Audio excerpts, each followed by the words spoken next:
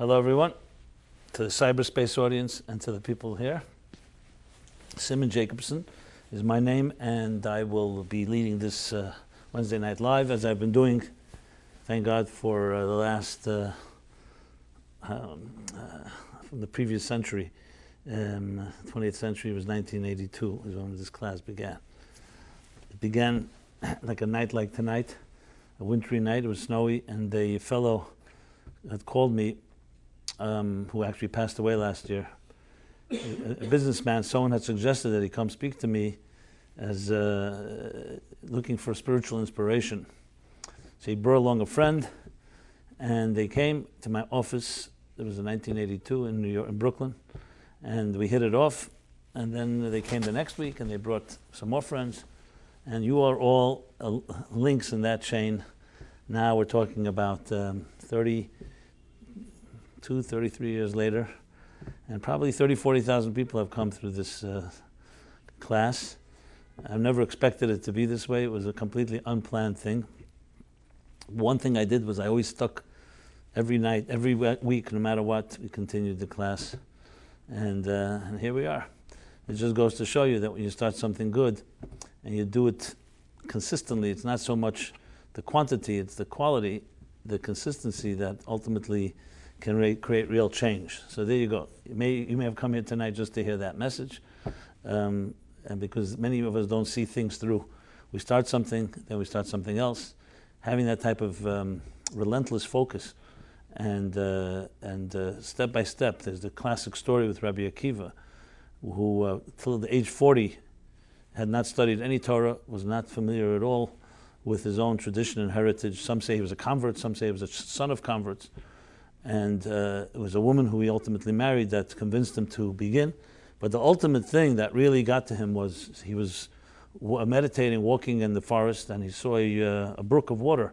He saw a little waterfall, and he looked and he saw that there was a little hole, like bore right through, like drilled through a stone. And he couldn't. He was thinking, why is there like this perfect hole? I know we hear that. Put it on your. Do you know how to silence this thing? Okay, it's fine. It's fine. It's like delayed. It's all right. He saw this perfect hole drilled through the stone, and was thinking, how did a hole like that get there? And as he was observing, he realized that the drops of water coming from the waterfall kept hitting the stone. And over the years, just a drop, you'd never think that a stone could be pierced, but the drop by drop over the years. And he said to himself, if a stone, an inanimate stone, can be pierced, then definitely a soul, a spirit, a heart, no matter what our habits are, no matter what our patterns are, whatever we're stuck in, that if you do something consistently, step by step, drop by drop, let's call it the antithesis of Chinese water torture, you can actually bear a hole in a stone. So this is what I learned in my own little journey here, and all the fascinating people that I met throughout these years. It's been an unbelievable journey in the sense of respecting the dignity of every one of our travels and trajectories. Everybody has their own bizarre script, the twists and turns that everybody goes through. So by means of introduction, somewhat of what this, how this, I don't even like to call it a class, let's call this adventure. Maybe this encounter, this interaction, this intersection of souls, intersecting of souls is what it's all about. So this week, I'd like to begin by, first of all, dedicating the class is dedicated in honor of Arik and Aurelia Xander. Yeah, their honor. And we titled the class Ebola, ISIS, and Other Global Plagues. Entering an Uncertain World, Modern Day Floods, What Will This New Year Bring? That's this mouthful of a title that we title. Now, I want to just begin with a small preface. You know, everybody has their own, as I said, story. Being that I've been around many years, and not that I consider myself old, I actually feel very young, but I have some experience. I've been around, and I recognize that one of the great challenges that we Jews especially face, and I would say actually not just Jews, but all people, and I'll use one word, the word is relevance, called spiritual relevance. that when you look at the Jewish people, and the Jewish people are a good barometer and a litmus test often for all nations of the world, because often what happens to Jews first ends up happening to others afterwards, both for good and for bad, if you look through history. And the interesting thing is that a few hundred years ago, a few centuries ago, 300-400 years ago, 99.9% of Jews were traditional. Yeah, there was no word called Orthodox because there was no Reform or Conservative. So everybody was called observant, whatever the word. I don't like titles and labels, but whatever the word is. And that may have been because there were no other options. Even if you wanted to assimilate, even if you wanted to intermingle with the secular so-called Christian, Protestant, Catholic world, you were not allowed because there was a very strong segregation, which was far worse than just segregation. There was the discrimination, the expulsions, the genocides of Jews throughout the Middle Ages, close to 2,000 years. And then something happened in the last few hundred years that changed the whole picture. Today, I don't know the numbers, but it's definitely the majority of Jews are assimilated, are secular in the sense of observance. And the minority are the ones that are more observant. And so whoever you look at, every Jew you look at, whether it's a Jew that's considered secular or not, again, I hate these labels because I don't even know what the word observant really means. I'm just using a name that people use because who knows, you can have a person that dresses and behaves and externally looks like the most pious or devout Jew, and they can be completely corrupt and decadent and so on. You can have another person who doesn't look at all the part and can be the most refined, spiritual, godly person. So I just wanted to state that for the record. But regardless how you define it, the key word relevance. You have many Jews who grew up in traditional homes, went to yeshiva, got bar mitzvah, bat mitzvah, and have a pretty decent Jewish education. But then, if you ask the question, how relevant is their Judaism to them? It's a whole different question. Because you could define such Jews as being cultural Jews. You grew up your whole life with it. I grew up that way. I grew up in a home where Shabbat and kosher and Rosh Hashanah, Yom Kippur, Sukkot, and all the rest of the holidays was a given. Like any type of tradition that you would grow up in, it could, just like Muslims have their traditions and Christians have theirs. I don't mean to sound sacrilegious, but everybody's got their culture. That doesn't necessarily mean that it's by choice or that it's necessarily evolved or developed or in any way mature and so on. It means that's what you grew up with. Everybody grows up with certain customs. Whatever family and home, everybody's got their customs. So the question of relevance is a whole different story. We're coming now, let's say, from the high holidays, Rosh Hashanah, Yom Kippur, Sukkot. And you ask most, let's say, traditional Jews who keep these holidays to the T, to the letter of the law and beyond. And you ask, okay, so did you come out changed? Are you a changed human being? Are you a more refined person? Are you a more spiritual person? Are you more giving? Or you went in the same, you come out exactly as you went in. The same greedy, selfish, for good or for bad personality. Nothing really changed. And many people will answer, well, maybe something changed, but I don't feel it, that type of thing. I'm sure something changed, but I can't sense it. So then if you're just a simple child, we'll ask the question, so then what are the purpose of these holidays if they haven't done anything for us to make us more refined, in some way more giving, more, as I said, godly, more divine, whatever you want to call it, more spiritual. So you could find there's a big dissonance between so-called ritual and spiritual. Now, we take the other group of the Jews, which is the larger number, the more unaffiliated, maybe that's a better word than unaffiliated, that don't necessarily affiliate with any particular denomination, may have gone to synagogue, Rosh Hashanah, Yom Kippur, which is what many Jews do because of whatever reason. There, for sure, there's no relevance because they don't even have it as a part of their culture. So, however you twist and turn it, I would say that every Jew today on earth suffers from this challenge, which is Judaism relevant to my life? I'll make it even more blunt. I'm sure you've all been to synagogue, and you have seen that every Shabbat they read the Torah. Take out the Torah scrolls. We just danced with it a few days ago on Simchas Torah. The Torah scroll. Every week there's a chapter that we read that corresponds to that week. This week we begin reading Noah. We read Noah, the second chapter of Genesis. Last Shabbat we read Bereshit, the first chapter of Genesis. And it's a whole pomp and circumstance. You take out the Torah, you sing songs, everyone rises. The Torah is a holy sacred scroll. And then the reader of the Torah reads the Torah. And you'll see in many synagogues, you'll see how people follow every letter of every word, every letter. And they even correct the Balkorah, the reader, if he misses something or he reads it the wrong way. And it's a whole thing. So then ask somebody who listens to every word being read in the Torah and say, okay, so what message did you take away from this? Here you have a perfect, glaring example of a tradition that's followed, and relevance can be completely lacking. Someone will say, well, we read about the great flood. Well, we're going to be reading this Shabbat about the great flood, that God brought the flood that destroyed the whole world, and Noah and his children and family were saved, and then the world was rebuilt. So everyone knows that story. Last week we read the story of the Garden of Eden, with the serpent, good and evil, tree. They're the classic stories that have become very popular, even in popular culture. The stories that have fascinated people.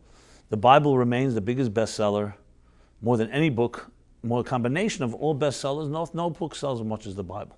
It sells millions of copies a year. Millions. It's not even on any bestseller list. Continues to sell.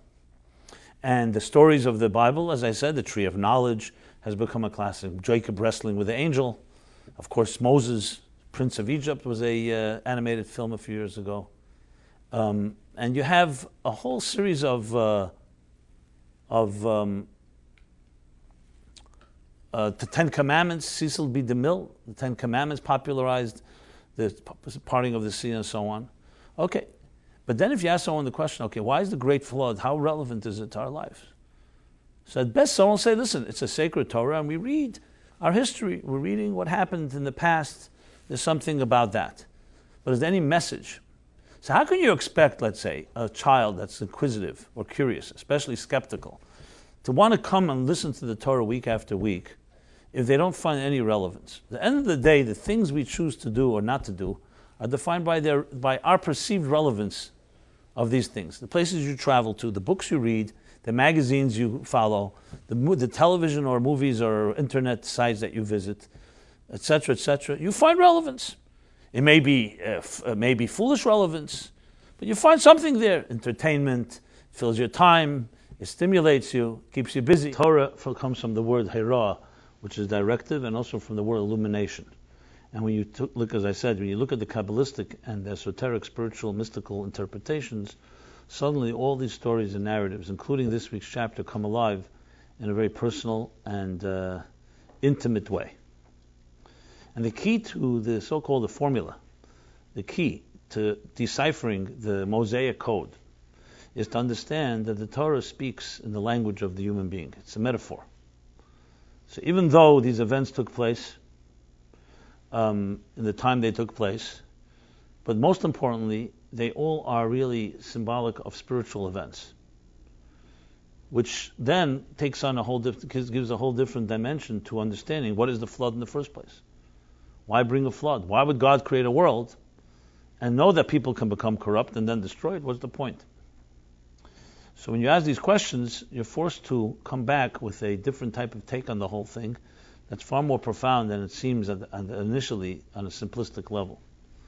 And the story of this chapter is actually the story of each one of our lives. And when you think of the word flood, today, for example, you hear words like, I'm flooded. My life is flooded by information revolution. We're flooded with a lot of different demands inundating us.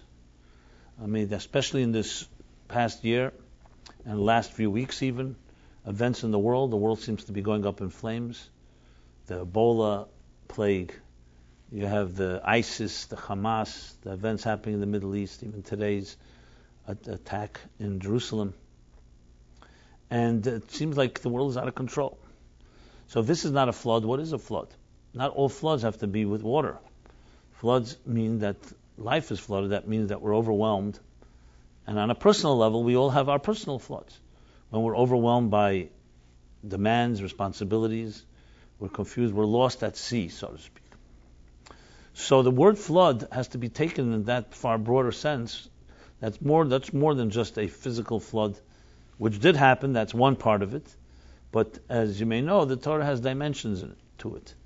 There's the outer story and there's the inner story. I'll just give an example. Even when you look at a human being, you see somebody, for example, cry. Tears come out of their eyes. So any one of us knows that the tears are just a manifestation of sad feelings within. But the sad feelings you cannot see, the tears you could see. It would be ridiculous to say that first a person cries, then they become sad. It's the other way around. First a person is happy and then they smile. So the same thing the mystics explain, that when you look at the world, let's look right, today's a rainy day here in New York. It's raining. So when it rains, you hear the weather report, you take an umbrella, a raincoat, whatever it is. If you want to understand a little more of the meteorological forces, you watch a weather report, even though, it's been, people just are, the voyeuristic element is to understand the pressure systems and wind patterns, but most people don't even know what a barometer is, frankly. Though you hear constantly the barometer or the wind is coming in from the northeast at 13 miles an hour, like who really cares except if you're sailing or something like that. Like it's not like you adjust when you walk in the street because it's 13 miles an hour to brace with the winds. So, but the bottom line is people like to know what's making things tick, what makes things tick. So you know a little more about the weather. But just like tears in the human body reflect inner sadness, why can we not say, and this is what the Kabbalists say, that all physical phenomenon is just the outer surface of inner forces at work? So when you see something, you could look at the symptoms or you could look at the roots. This is basically what any professional does, whether it's a doctor, whether it's an analyst, whether it's a professional in any field, a physicist, a scientist, that the naked eye only sees so and so. And a trained eye knows that what you see is only the outer expression of something that is going on within. Today, we don't need much proof for this. Our lives are controlled by it. Every mobile phone, you have no clue what's going on when you press the buttons. You just know it works because someone else did the work, and there's all kinds of mechanisms in place that are on a microscopic level, the microchips within the mobile phone that are being activated when you press this and you press that. And for us, it's like magic. We don't even think about it. So life really is lived on the surface, when in truth the forces that shape it are always beneath the surface. And as the wise person, it says, who is the wise one that sees the birthing? The one who sees the birthing, that is the one who sees the forces that are beneath the surface. Just take life itself. Each one of us sitting here, each one of us on earth, was once a little newborn baby, right? Would you all agree? We came out of our mother's womb. Just think of the miracle of birth, the moment of conception. Go figure that out. And how suddenly, 9 months of pregnancy, gestation, a child is born. A child emerges, and it becomes this complicated creature that we become as we turn into adults. It's very hard to understand how it works. So we have the outer dimension, but what makes you tick? How much do you know really about yourself in the first place? How much do we really know? It's very hard to know because we don't know what we don't know. So how could we know how much percentage? If you don't know what's underneath the surface, you can't know, they call under the hood, you can't know what's above the hood. So the basic point I'm making here is that the Torah works exactly the same way. To understand the events that we look around us, we have to understand the forces beneath the surface. And this chapter on the flood and all the events, that subsequent events, are all meant to help us understand floods in our lives, whether they're physical, whether they're metaphorical, whether they're spiritual, psychological, or emotional, and what one can do to find balance in when you're flooded. What do you do, for example, when you're overwhelmed? So many of us just take a break. We just maybe go to sleep. Maybe we self-medicate. Maybe we do some other things to escape, to numb ourselves, to become, as they call, comfortably numb. But what can we do? And all these answers are answered in this week's chapter. So you have the story. Let's go back to the story. You have the story of corruption. Corruption essentially is always a result of people's self-interest colliding with one another. Right? If there was only one person on this earth, there could be no injustice because there would be no one to be hurting. You can't abuse anyone when there's no one around. You could abuse yourself. You could fight with yourself, which many of us do, as it is. So when you have many different people with different self-interests collide, that is the beginning of what we'd call chaos and ultimately divisiveness that leads to war. which essentially is the human condition in many ways. Now, war can be physical war of nations, battles as they are happening now in the Middle East or in places in Africa or other areas of the world. Or you can have different type of war. War doesn't always mean that it's with weapons and bloodshed. There's war on Wall Street, and there's war in every negotiation between companies as they compete, cutthroat competition. Even if it's done ethically, it still can be war, and especially if it's not always that ethical. So the word war, conflict, is all around us. Wherever you go, you'll find conflict. And conflict is a result of what? Why should we have conflict? To put it in more simpler terms, the Talmud says, the Yerushalmi says, that all human beings are part of one large organism. Just like the entire universe is made up of subatomic particles, and all part of one integral whole, right? And every other component of the earth is dependent on the others. They all complement each other. So how is it possible that humans can turn against each other? It's the equivalent of like the autoimmune diseases, where your body turns against itself. You know, that it rejects its own, which is one of the worst type of diseases, when your body begins to eat itself up alive. So how is it possible? The reason is because we're blinded and we do not see our connection. It's easy for us to wake up in the morning and just say, I have my needs. Sometimes another person's needs intersect with mine, so great. But if they don't, they don't. So we each have our particular needs, and we're blinded to know that we are basically really like all musical notes in one larger composition, that together we play a beautiful symphony. And apart, we ultimately hurt ourselves and hurt others. But we're blinded to that fact. Because that's, as the mystics put it, or the Arizal, the great Kabbalist called Isaac Luria of the 15th, 16th century Tzfat, says, he revealed the doctrine called the secret of the Tzimtzum. What is the Tzimtzum? The Tzimtzum is a type of cosmic concealment that we cannot see reality for what it is. We judge the book by its cover.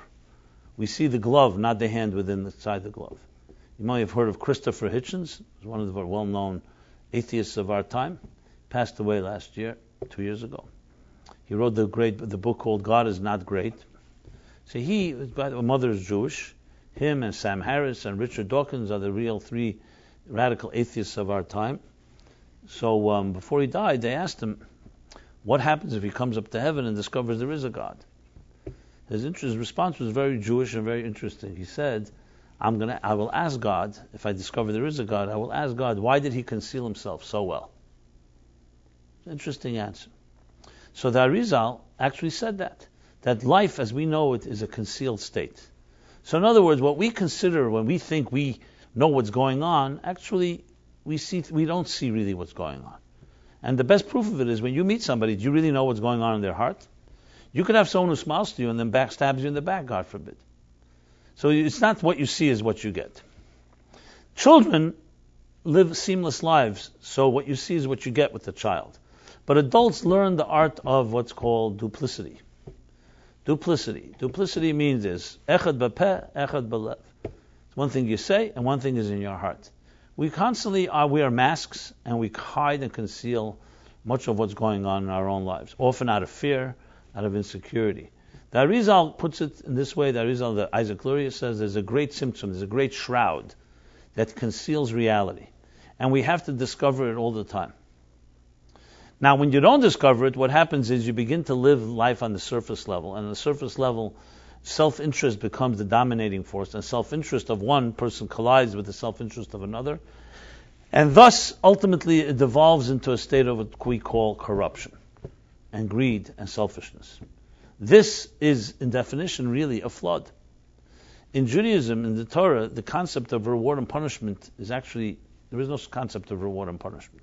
It's called cause and effect. When you put your hand in fire, would you say the fire is punishing you by burning you? No, it's cause and effect.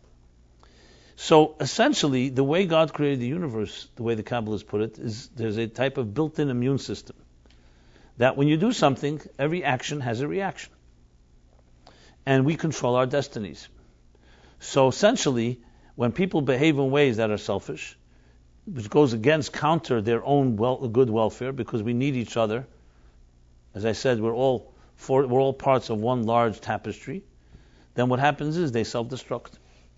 This is the simple reason why the great empires in history, not one, survived. The Jewish people are here for almost 4,000 years.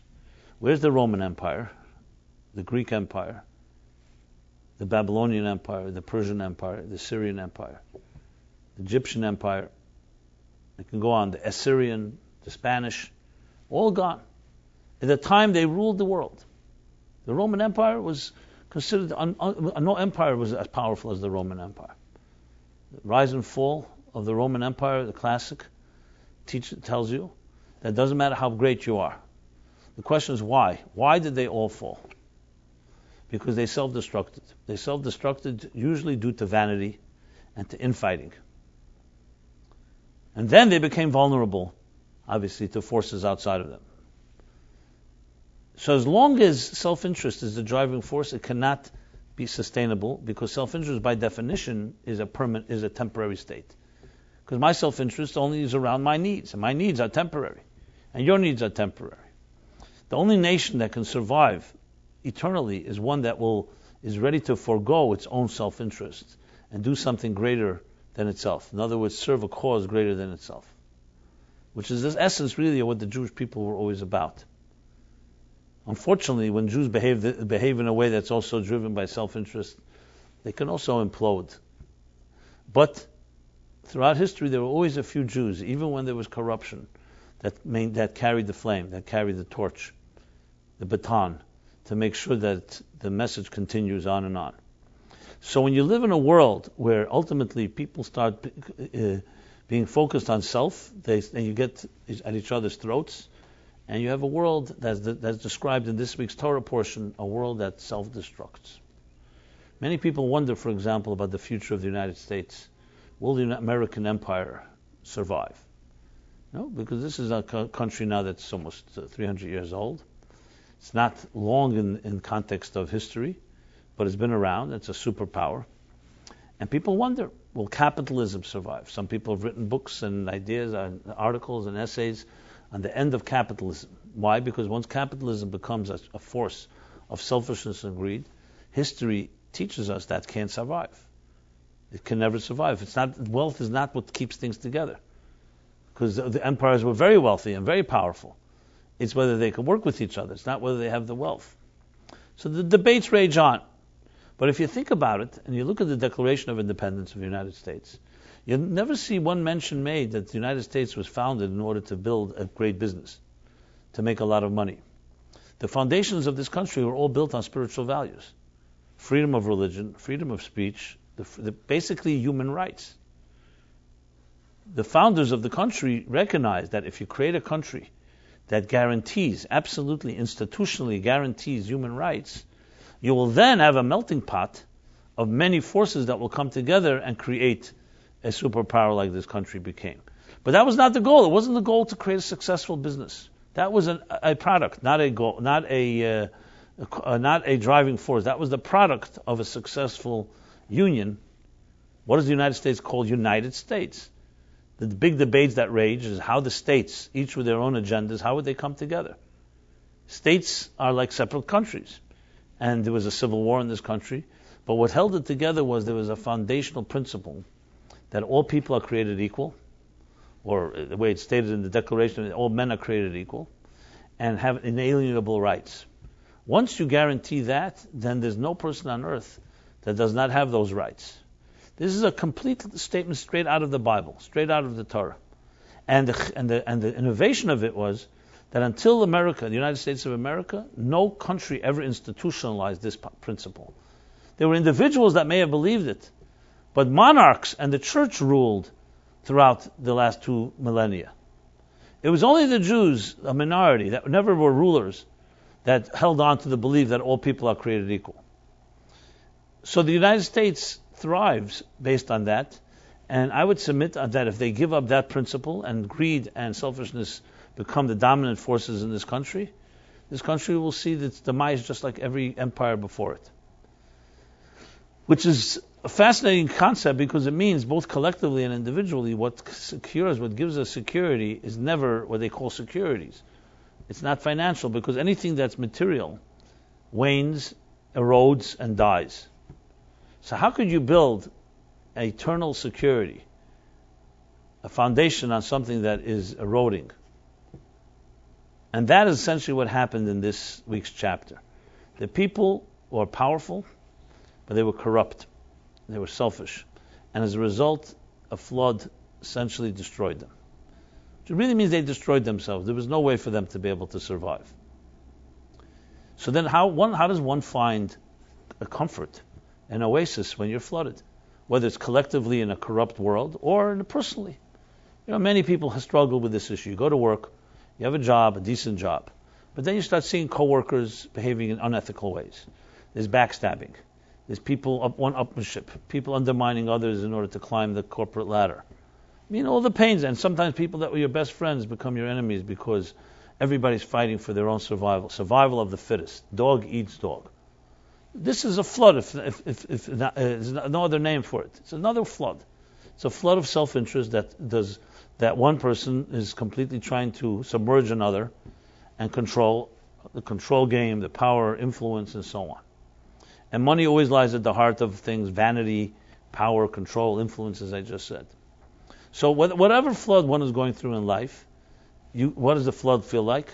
Imagine being in an ocean, lost at sea, and you have nothing to hold on to. What do you do?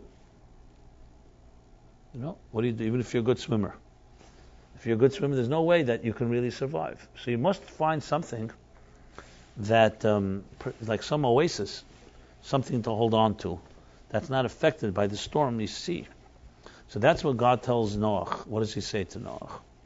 He says, Aseh lecha teva. Build for yourself, craft for yourself a teva. Now, teva in Hebrew means boat or ark. But there are other words in Hebrew for boat. Aniyah, sfina. There are many different words for the word boat or ship. The word teva has another meaning, and the Baal Shem Tov says teva also means word, letters. Teva, otiot, letters make up a teva, is a word. So you could also interpret this verse as saying, Aseh lecha teva, craft for yourself words. And these words will become your protectors. So the Baal Shem Tov, in a beautiful interpretation, says, Aseh lecha teva means that when you're surrounded by the worries and concerns and anxieties of life, the stresses of life, which are the flood, like flood waters, that overwhelm you and deluge you and can submerge you, what you should do is you build words, the holy words of Torah and prayer, that become like insulation that allows you to float and survive the storm waters. And not only do they survive, but they actually ride on them. So it's not just you escaping, you ride on them. You know how to ride on them. Which essentially means that there's no way that a human being, a material human being, can survive in a material world without some support. That support has to come from your soul and from your spirituality. And the logic of the mathematics is indisputable. How can something temporary, as I said before, give you permanent relief? Money is a very powerful force. But money is material. Money runs out. There's no such thing as money that lasts forever. Food does not last forever. Your own health, mortality, everything in this world is subject to the forces that erode and that are mortal and are impermanent. So what can you hold on to that will give you something that is absolute security? So humans have searched for this all throughout history. Some people said, well, if I put away enough money, that'll do it. But you know something? The money doesn't go with you once you leave this earth. So how exactly is that going to be security forever? But we live in a material world and we're seduced by it, so we think our solutions are going to come from this world itself. Einstein and other scientists made a good point to say that no problem can be solved from within the system where the problem originated. Because the system itself is part of the problem. Every problem has to be solved from outside the system in which that problem was born. The Talmud says it in different words. It says, Ein chavush mater es atzmei. And no person that is bound up, that is in fetters, can unbind themselves. If you are tied up, you can't untie yourself. If you're stuck in a pit, in a deep pit, you cannot climb out of it. Psychologically, our blind spots mean blind spots. It's not like the guy that told me, I asked the guy, do you have blind spots? He says, yes, but I know what they are. Those are not blind spots. Blind spots means you do not know what they are. So how can a subjective person free themselves from their own subjectivity? The answer is that you have to find something that's outside of yourself, outside of the system, that allows you to throw you a rope, so to speak. That's where you go to an objective friend, or a therapist, or a trained counselor, or a coach, and you get another opinion. You get an opinion of someone who's not in the problem as you are. You may not see it clearly. And that's the first solution in all situations, is to recognize we are subjective, limited creatures. That doesn't mean we can't find objective advice, but we have to acknowledge our own limitation. If you're not ready to acknowledge your own blind spots, you'll never think you have them. If you don't, yediyat hamachla, the awareness of a problem is half the solution.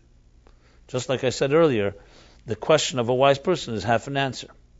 So awareness means that you have the humility, the modesty to recognize that there's something that maybe you don't know. So that's what the Baal Shem Tov says. When there's a flood, the first thing is don't try to think you're going to solve the problem from within the system. You need to introduce something that is outside of the system, and he calls it the holy words of Torah and prayer, which means something that's not worldly, otherworldly. There's a story I told very often. It's one of my favorites. I mean, it was in sad circumstances, but the power of the story is tremendous. This is about Rabbi Jacobson, who was arrested by the Bolsheviks in the 1927. This was when Stalin was coming to power, and the Soviets were brutal. You could even compare them to the Nazis in many ways. The people that were killed, just in different ways. And they saw Judaism and anyone embracing Judaism as a threat. It was considered counter-revolutionary activity. Why it was a threat, no one really knows, but that's what they thought it was.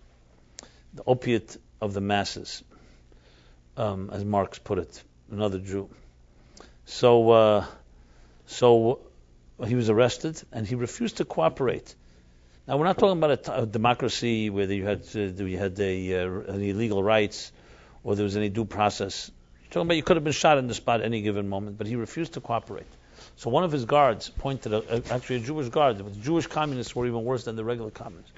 They were the Jewish anti-Semites, who are usually worse than the non-Jewish anti-Semites. So one of them pointed a pistol to his head, a gun, and said, Rebbe, in Yiddish, he said to him, this pistol has made many people cooperate.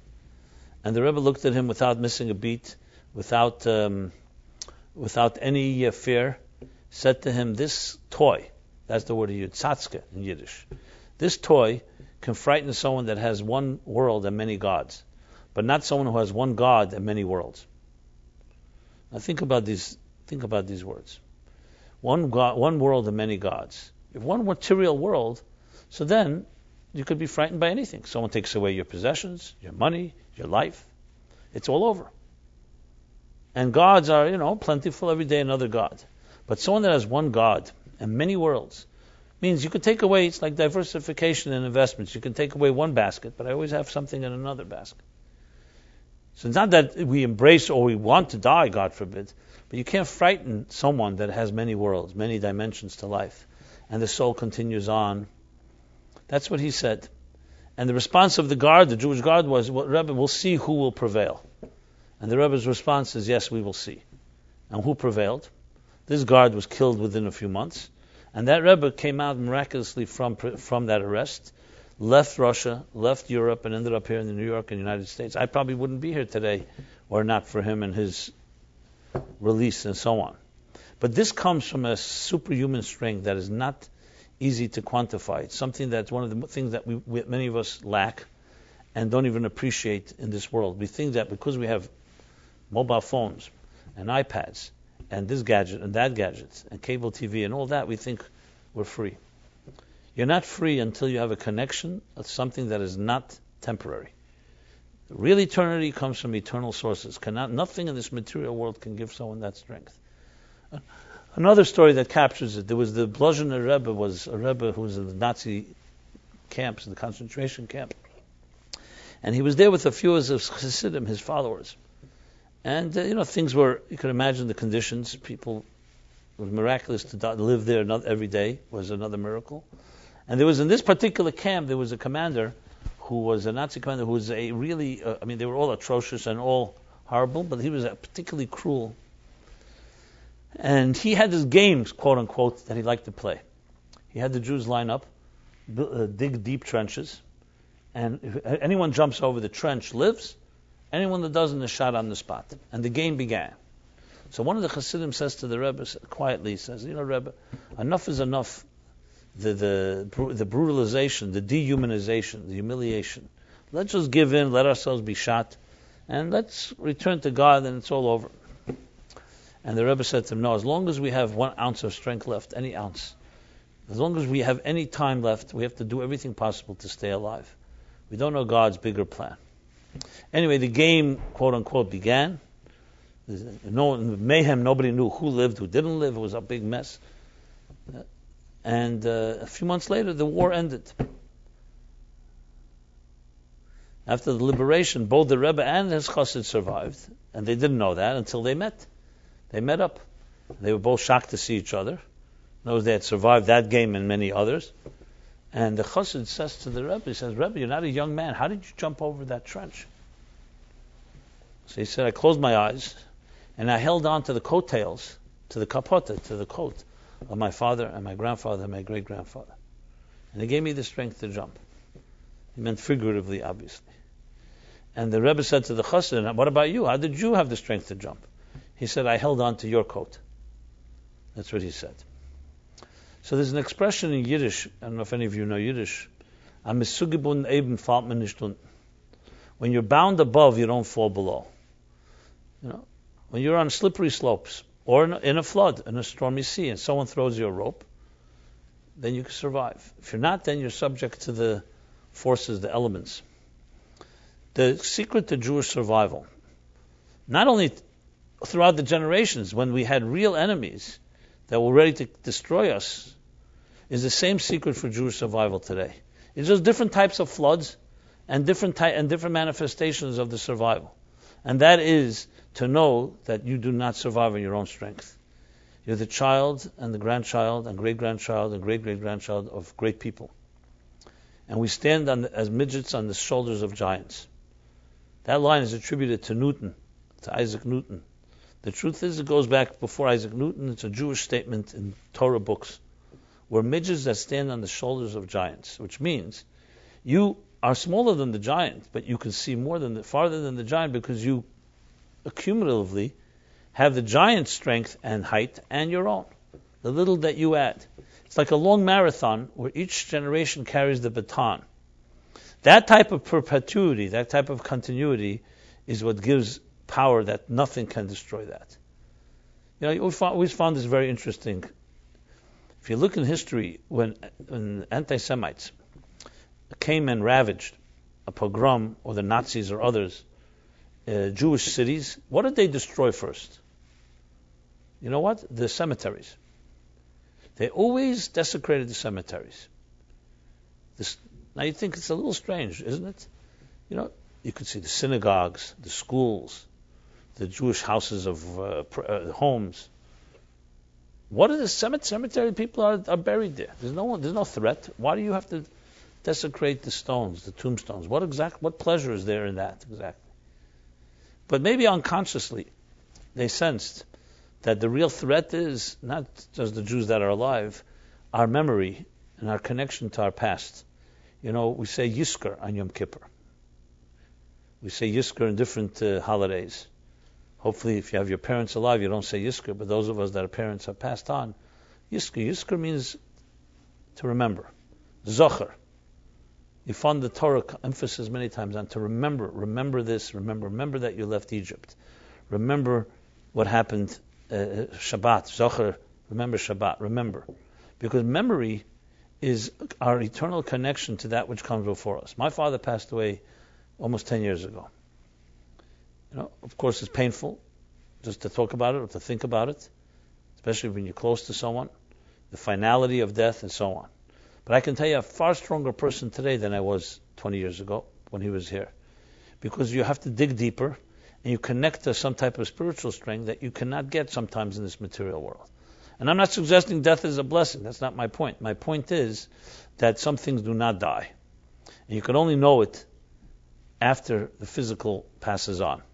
Because as long as someone's there, their presence is what keeps you connected. But once the physical presence is not there, what do you have left? All you have is a spiritual connection. There was a woman her name Marsha, who for many years could not see. There's a whole long story with her in my book, Toward a Meaningful Life. But she once came to this class, and I asked her to say a few words. She carried herself with such dignity, no one could tell that she was blind. And until she started hinting to it by saying, she says, some people are not distracted by this material world. All they see are souls, because they can't see anything else. And I was so moved by those words, not that again, I was blessed that she should have eyes to see. But interestingly, and her second so-called humor was that she doesn't need lights to read in the dark. So darkness is not a problem for her, because everything is dark all the time. The point I want to make is that the material world is a beautiful place. There's a lot of beauty. And to see the world is a great thing, to see a sunset and a sundown, and a sunrise rather, to see the beauty of a flower, to hear music, to use our senses. But our senses also seduce us, and they distract us, and they can convince us that reality is the external surface, when the truth is the reality is what's beneath the surface. We want to have both. We want to be able to have a world of physical beauty and sensual and sensory beauty that's saturated and infused with spiritual beauty, of seamlessness between inner and outer. It's interesting, in Hebrew, the word panim, face, also means panim, also means pnimiut, internal. In English and every other language that I checked, the face of something means surface and not inner. When you say it's on the face value, or on the face of it, you're referring to a superficial external. In Hebrew, the outer face is meant to be reflective of the inner you. But in most cases, who we are and what we do are very dissonant, are very disconnected. So the point is to understand that if one wants to deal with any flood in your life, whether it's a personal one and your own emotions flooding you, you're overwhelmed by responsibilities, by confusion, by decisions you have to make, you're not sure this way, that way, the answer always is aseh lecha teva, build yourself an ark. You have to build an oasis, but an oasis of words. Words means words that you can hold on to, eternal words, holy words of Torah, of prayer, words that are not made of this human race, not made out of human man-made items, spiritual words. And those are the forces that help us, that coat that we can hold on to, that rope that when you're tied to does not let you slip below. That's the solution. It's not becoming a great swimmer, I'm going to fight the tide and I can overcome any storm. It's not true. There's no swimmer that can overcome every storm. It's the ones that know how to hold on and have something to hold on to when the storm is strong. So when you think of it that way, you read this week's chapter, it's filled with lessons in our personal lives. Now, I'm just speaking in general terms. I challenge you should look into it. I encourage you, I should say. Look into the chapter and take it in personal context. You'll find tremendous lessons in every verse, literally. As I said, I'm speaking in general terms. The idea of a flood, a deluge, or whatever, an overwhelming situation, and the antidote. So when you look at the world today, last year someone said to me, look, suddenly the world is completely falling apart. As if 2 years ago it wasn't falling apart. Just because you didn't see it doesn't mean it wasn't falling apart. But we are fickle human beings that are influenced by the superficial. I remember vividly September 11th, like everybody alive does, 13 years ago, 9/11. What changed since 9/11 in 13 years? Nothing. The only thing that changed, that bin Laden was killed. Muslim fundamentalism did not change. The volatility of the Middle East did not change. The hatred between the Muslims, Arabs, Israel, and so on did not change. Nothing changed. The only thing is that we fell back into the lull of thinking everything is cool. Wise people understand that there's a world that is a breeding ground today of plenty of agitation that can explode any given moment. We don't like to think the negative, and I'm not trying to suggest anything is negative. But to believe, just to be seduced by a momentary respite, that you think things are just nice and good, the world is in a lot of trouble. There are a lot of beautiful things about this world. We Jews don't focus on the negative, but we also don't shy away from it. We've seen the abyss many times, but we've not become defined by it. Jews have suffered, but we've not become sufferers. So we have a lot to say to a world today that is, look at the Ebola scare. I'm not saying there isn't something to be afraid of, but you know something? Where does fear dominate? You know when? When you have nothing to hold on to. Fear becomes the driving force of your life when there's nothing else to hold on to. The people in the world that are strong and courageous, it's not because they're naive and they're in denial and they don't know that there are things to be afraid of. It's because they also have an arsenal and a reservoir of strength and courage, and they feel connected to something greater than they are. And that gives them the strength to survive any given situation. You know, you often see this. People say, very often, if I had his life or her life, I'd also be a very happy person. You know, it's one of the most distorted, one of the most incorrect statements to make. Like, you know, if the circumstances of my life were a lot better, I would be a very happy person. You know, I see people who were born in poverty and become bitter and broken and very resentful. And then there are other people born in poverty, just to give that example, and they become great people, and their spirits are the most beautiful spirits. I see people born in wealth that are the most miserable, wretched souls. And people born in wealth who, again, are beautiful. It has nothing to do with your circumstances. Everyone has dealt with a deck of cards that has some challenges and some benefits. It's all neutral. It depends what you do with it. Two people can suffer greatly, and one person becomes a greater person, another becomes a broken person. Why? Hemingway wrote that life breaks all people, and some are stronger in the broken places. So he's a brilliant writer. But you know what? He wasn't one of the some, because he then proceeded to commit suicide. So he was able to poetically put it into very romantic words, and then he did not survive. And then there are other people who life breaks them, and they do. What's the difference between the two? Hands down, it's not some mysterious thing. Hands down, you'll find that the ones that make it, and not just survive but thrive, are connected to something that's greater than themselves. They have that rope. They have that coattail. Everyone takes on different shape and form. They have something to hold on to that's greater than themselves.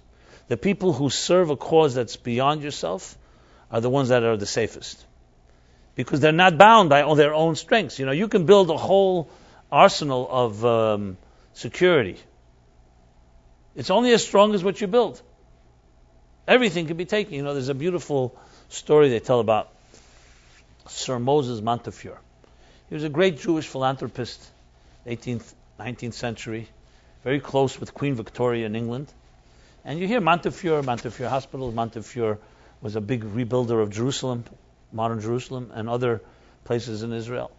Montefiore.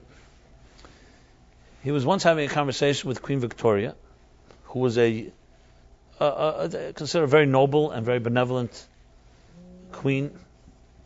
And she asked him an interesting question. She said to him, Sir Moses, tell me, what is your net worth?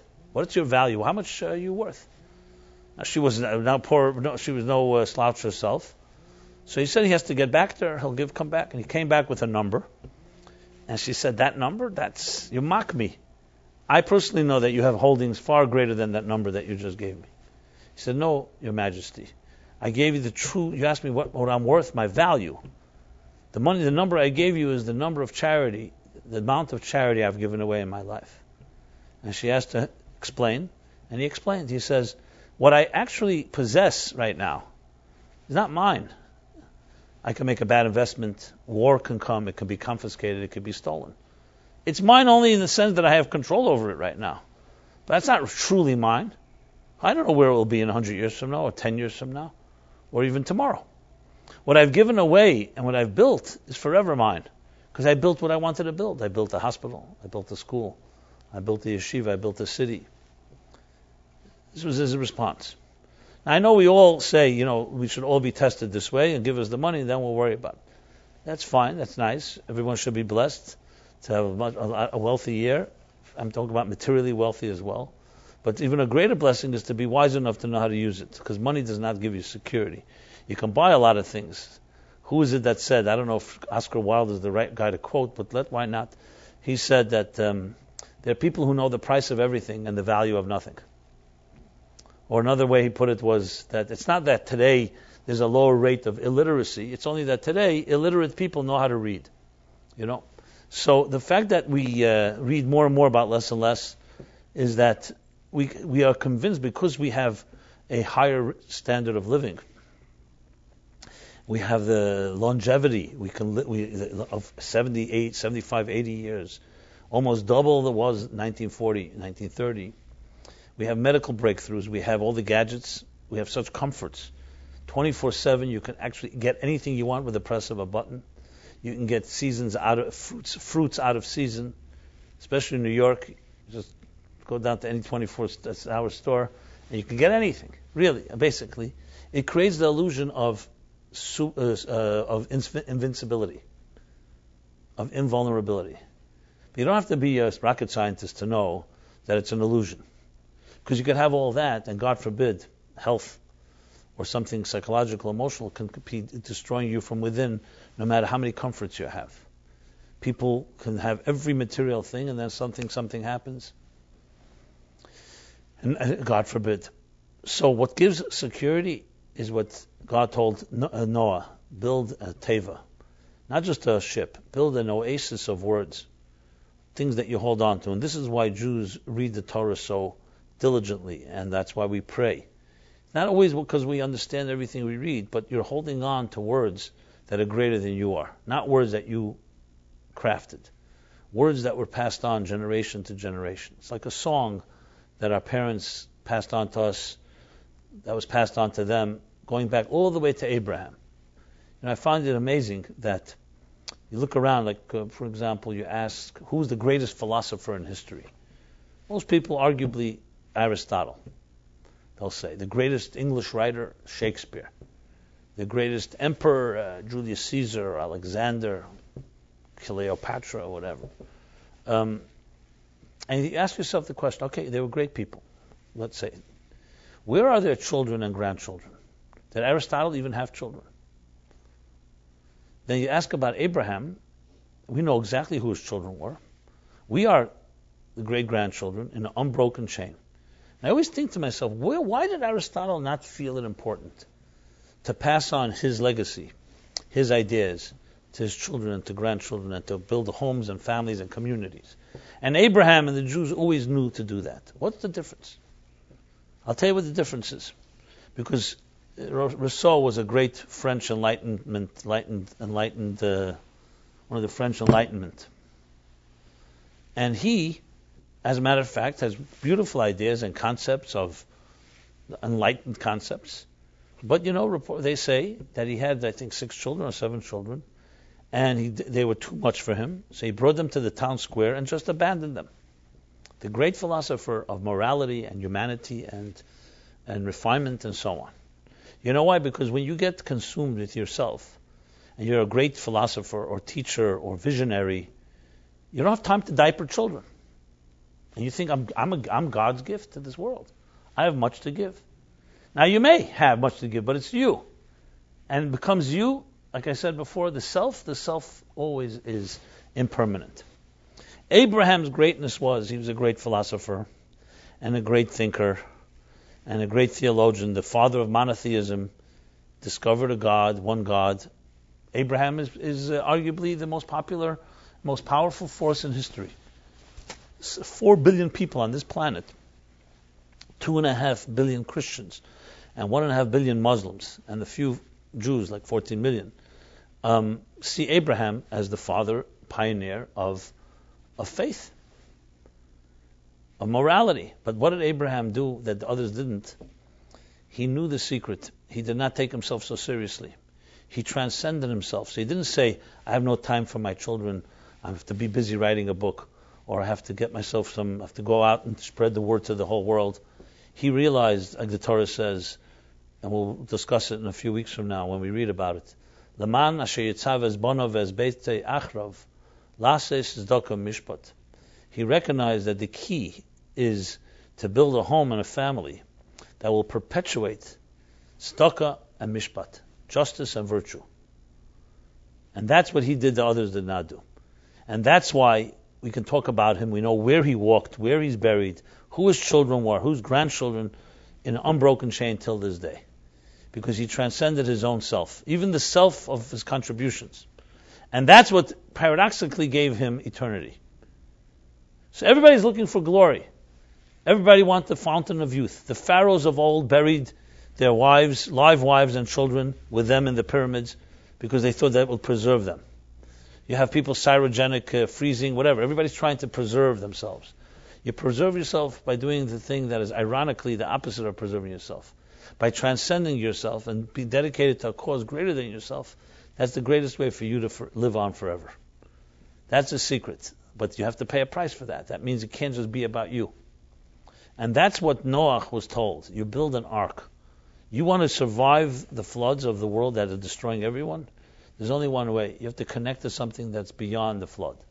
You have to connect to something of spirit, something that is not man-made. And that's why the Torah for us has always been something we clutched.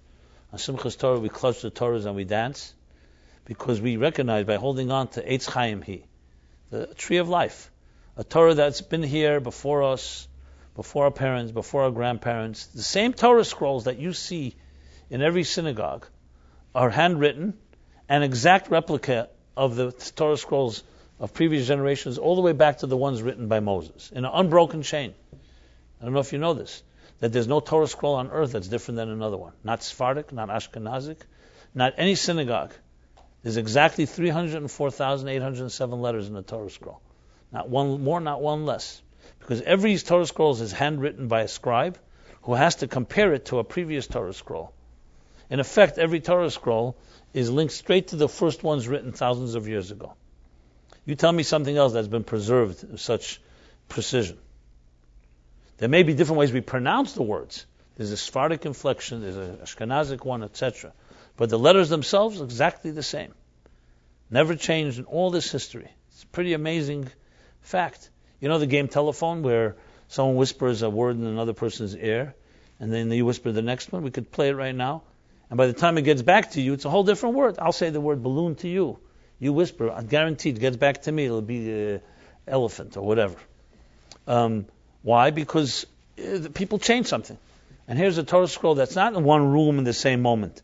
We're talking about a span of 3,500 years. And look what we went through. Because it was the holding on to the letters, the holy letters of the Torah, Teva, the Tevot that were holy, that we recognize are more powerful than we are. And when you hold on to the letters, they give you back life, that is ability to transcend any given challenge. So here you have a chapter in the Torah that when you read it initially, may seem a flood happened thousands of years ago, an ark, what does it have to do with me? You start thinking about it, it's a tremendous lesson in life. Right now, how to deal with finding certainty in this uncertain world, finding some type of calm and serenity when there's all that's going on around us. You know, I was in Israel during the last war with Hamas in Gaza during the 9 days. And it was very interesting to be there. I was really happy to be there. Though on one hand, yes, there were sirens and they were running to bomb shelters and there was spontaneous rocket fire and all that happened. But there was also a certain calm I saw. The Jews were not panicking. Even though I guarantee you, equivalent, God forbid, should be happen somewhere else in the world like the United States, the whole place would be in one big panic. Because there's a certain, I guess the word is, there's a certain faith or there's a certain connection that you sense, even a unity, that was a little odd, but at the same time was very powerful to experience, because there is some type of faith that Jews know that that which hasn't killed us makes us stronger. You know? And that is a very big part of Jewish history. Strangely and sadly, we get more united when there's an enemy attacking us than when there isn't. When there isn't, we all are at war with each other. But that's another discussion for another time. But the point I want to make is that each of us has tremendous resources in our own souls, the souls of our friends, our families, and of course our parents and our legacy, our heritage, that gives us teva, the words that can preserve and help us deal with any flood in a person's life. So if you're talking about like a therapeutic model, people go to therapy. And what are they looking for in therapy? They're looking for some relief of struggles they have, whether it's struggles with parents, with childhood trauma, with relationships, etc., etc. We all have our emotional things. The single most important message, a therapeutic message, is this week's chapter. Find something to hold on to that's greater than your problems, and you have something that will help you float. And not just float, they'll help you rebuild. And that's the thing that is the single most important thing in helping people grow. Obviously, you always have to deal with stemming the blood, stemming dealing short-term band-aids, of dealing with just like you bring in someone that's an accident victim, or someone into a hospital, into emergency room. The first thing you got to do is stop the bleeding. But the next thing you want to do is find the strength to be able to rise above and be able to heal properly. So to solve problems and just short term, it's like band-aids, another band-aid, another band-aid. This week's chapter provides us with a real long-term answer. Build an oasis. I'll give you an example. And I often counsel couples who are ready to get married. Sometimes those that have met who ask me, I actually marry them off this ceremony. So there's a couple I know a number of years, and they asked me to be the officiating rabbi, which I don't usually do, but for people who've been to this class who don't have anyone else to turn to, and they feel I'm the right one, I do it. So we sat and I give them a few pep talks and primer, etc. So I always make a suggestion, and here the suggestion actually bore real fruit. But I always knew it's a good suggestion. But here, as I said, there were real results. And I always make the suggestion. I say, whenever you begin things, always begin the right way. It's far harder once you're in the middle of a process to start doing certain things. Start trying to teach an adult to brush their teeth every morning. If they haven't done it, it's not easy to just incorporate new habits. But when you start from the beginning, things work well. So I always say, listen, you're getting married now. Make a decision, a resolution, besides obviously being kind to each other and all the vows and the promises. We know all that. But do something that builds an arc, like with this week's chapter. Words. And I make two suggestions usually. One, once a week, no matter what is going on in your life, find time to study together. A book, a spiritual book, whatever it is, something that you both enjoy, study together. Not just go out to dinner and do other things that you enjoy. Study something together that's not part of your own entertainment diet. Something like a Torah book or something else that speaks to you spiritually. And another thing is once a month or whatever other interval, but consistently, host something in your home, like a party or an event or a speaker, or get friends together. And I always explain the reason is because every marriage is going to go through its ups and downs and its rocky terrain. And the more resources you build to hold on to, when those moments when it's a little more challenging, the more it can help be like a life preserver, like a lifesaver. Like I said, the rope. So here's a couple that around 7 years ago got married, and then their marriage started to go through its domestic challenges, over financial matters, over this matter, over that. It got to a point of really the edge where they were almost ready to divorce. They tried this and they tried that. But interestingly, there was weeks upon weeks they told me that they never spoke to each other. That's how angry they were. They would just come home in a huff and puff, and that's it, and completely ignored each other. The only thing they did was, because they made the promise when they got married, that Thursday nights they would always study together. So even when they were not doing anything else, they stuck to that. And that saved their marriage. Why? Because when all else failed, they stuck to it. And that was something that held them together, that they were able to build on that. It's a perfect example, because we all are human beings, and we get stuck in our own shtick, so to speak, our own stuff. And then, things spiral out of control, and two people simply can start being at each other's throats. People who love each other don't have the tools, or they get, whatever it is, they get trapped in their own stuff. But when you have something like an ark that you're holding on to when there's raging floodwaters in your relationship, you can float on it for a while, and buy time. And not only buy time, you have something to build upon. And I saw it with my own eyes. They told me clearly. They said, had we not done that, we would not have been together, because then, there would be nothing. We at least held on to that. So that's an example. And there are many, many other such examples you can find in your own life. So as we begin a new year, meaning the Hebrew New Year coming from the holidays, I strongly encourage, find those arcs, find those words, do something new, but stick to it. Like I said at the beginning, it's like those drops of water. Stick to it, and you'll never know how that can help save your life when you need it. Right now you may feel, you know what, I don't need it, I have other things going on. But that's the time when you commit to things like that. Because when the trees survive storms, you don't start building a tree or a ship in the middle of a storm. It's the trees that are strong beforehand that will survive. You can't start doing it once things are getting into trouble. So now is the time when a person has the presence and state of mind to be able to build.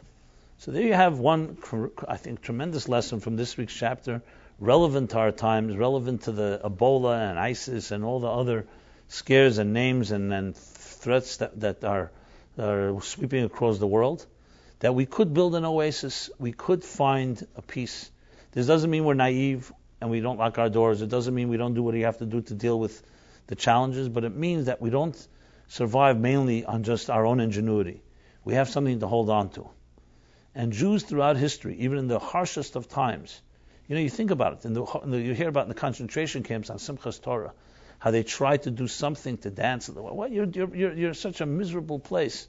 Because they always knew that unless they hold on to their souls, everything is lost. And that's a tremendous lesson in Jewish life in general, and also in our own time and our own. Because today the challenge is not from Nazis, thank God, or from Soviets, or from other anti-Semites. Even though there is that, a resurgence of it, the threat today is from within, frankly. It's the apathy that we all have due to our comfort zone. That's the biggest threat today. So today's flood is the flood of apathy, far more than the flood of someone trying to just arrest us or kill us or put us into concentration camps, God forbid. I'm not saying there isn't a threat in Israel, and I'm not saying there aren't people who are threatening Jews, but we have an army, thank God, we have a lot of security in that sense. Today the threat is taking for granted our blessings. So it's a different type of flood, and we also need that type of reinforcement, the ability to find that peace and serenity that comes from the teva of the ark. So, I can go on and on, but I think you all seem to be intelligent individuals. So ten l'chacham v'yech kamar, as they say. Hopefully what I've said can be used to plant seeds that you can embellish on it yourself. You can look in this week's chapter. And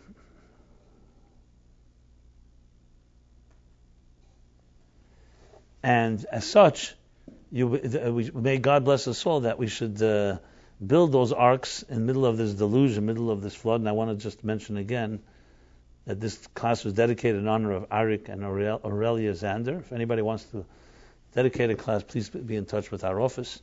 And we send out a weekly email, so if you don't get the email, please give us your email address. If you don't mind, get it from everybody, okay? And with that, everyone should have a very, called arcful week, can you say? A week of building the strong arcs and words that we can float upon. Just like when we put on a headset and we escape into music, and the music carries us to transports us to other places, that's essentially the same idea, that no matter what's going on in your life, you can lift yourself up to another place. So God bless everybody. Have a very pleasant week. We'll be here next Wednesday. Philip, I assume, is giving his class Thursday night. And until next week, Wednesday, everyone have a very pleasant one. Good. Thank you very much.